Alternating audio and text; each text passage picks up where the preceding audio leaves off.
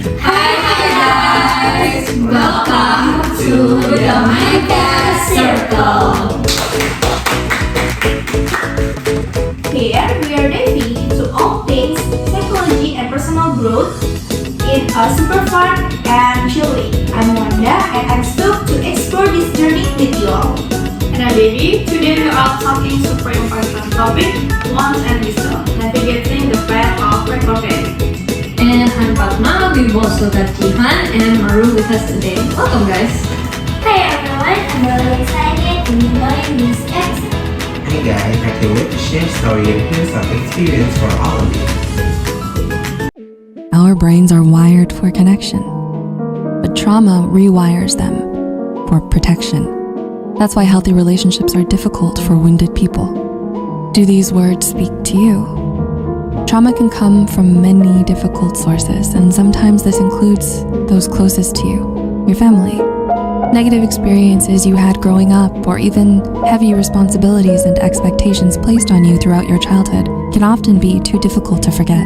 Alright squad, let's get real. Trauma is how we feel when we go through some heavy stuff. The American Psychiatric Association say it can seriously mess with our mental health, causing things like PTSD and depression.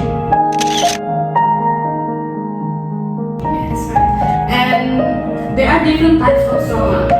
For example, acute trauma comes from a single event, while complex trauma can stem from long-term experience like domestic violence or neglect. And recent studies show that students are particularly vulnerable to psychological trauma, with 10% during they has emotional mental health issues during age 15 to 24.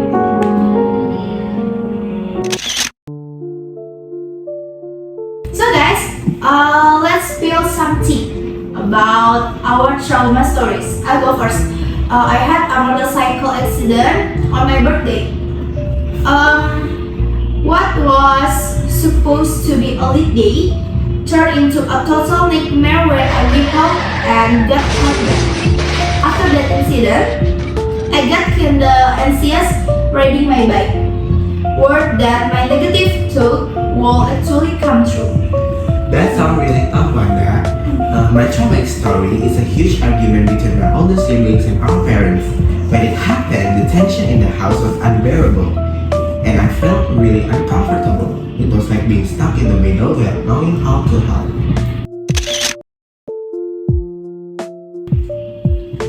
I still feel the effects of the situation on my family relationship today.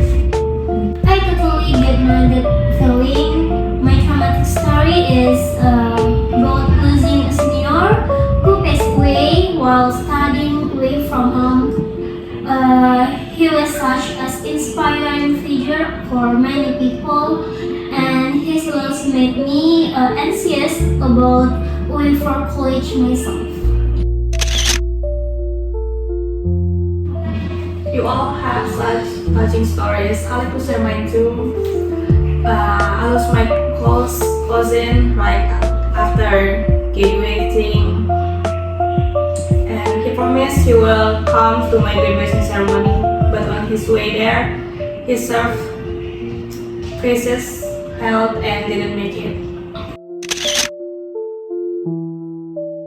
Especially left me feeling incredible loss and powerless.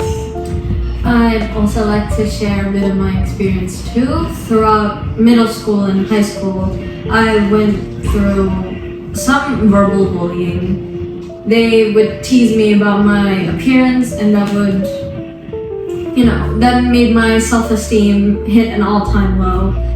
This one girl who was really mean, and she just had lots of friends and her army of people, and I remember her calling me fat and ugly, and it was sad. And so I kept that in mind, that I was fat.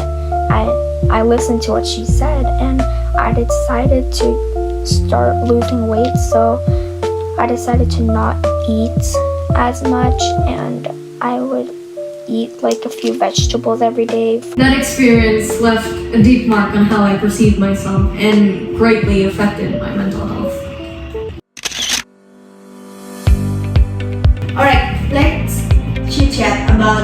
came back from trauma. Fatma, can you break down the pain for us? Sure! I'm sure we're all aware that recovery isn't an easy journey. There are often several phases we go through. The first is finding safety and stability after experiencing trauma. After that, individuals usually start to remember and accept their traumatic experience. In my case, talking with my family members really helped me to deal with those feelings of being stuck. On my last visit to see my son, Mark, in the hospital, I noticed his attitude had improved. I was relieved to see him smile.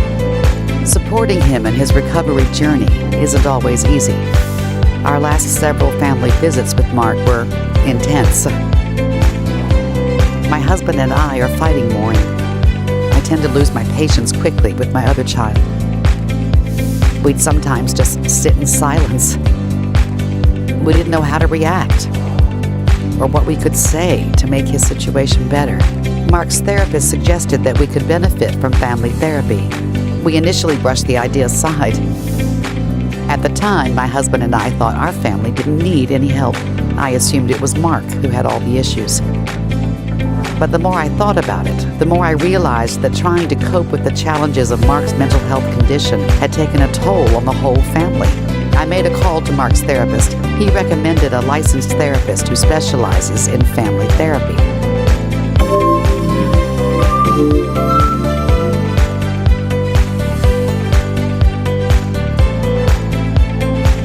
Family therapy is a type of psychotherapy or talk therapy in which members of a family attend sessions together. The family group may be as small as 2 people and may be composed of people who live together or apart. The goal is usually to improve communication and connections between family members, resolve conflict, and potentially learn about a loved one's diagnosis. I was nervous about family therapy. I wasn't sure how my family would handle these sessions. I braced myself for the first meeting with the therapist. At our first appointment, the therapist explained the ground rules she expected us to follow. She provided us a form which listed the rules and asked all of us to honor each one. The therapist let each of us talk about how we communicate and how we respond when we feel angry with one another. It wasn't easy, but I'm glad we were honest with each other. After a few sessions, we planned to start working on our new communication skills. The therapist even assigned us homework. She asked us to spend an evening doing an activity together. It was a little awkward at first, but still fun. We stuck to it, kept going to therapy and doing our homework. And it has been paying off. Things are better now, and we're less tense around each other.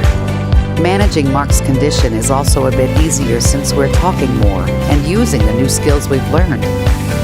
My husband noticed the difference and he started coming to therapy with us. Together, we're working to make each day better as a family. Therapeutic methods also play on recovery.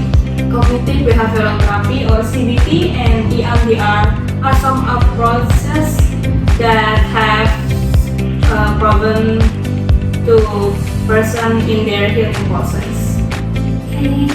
The way I hold trauma is communicating with my family or from themselves, likely such as positive thinking or keeping a journal.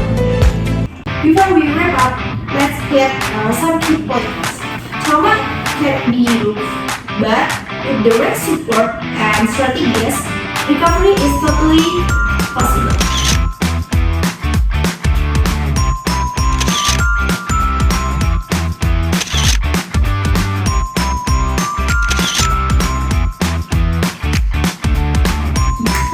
Thank you guys for this discussion for me and for us.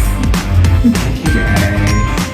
Don't forget to share your stories or experience with us in social media using the hashtag Mindcast Circle.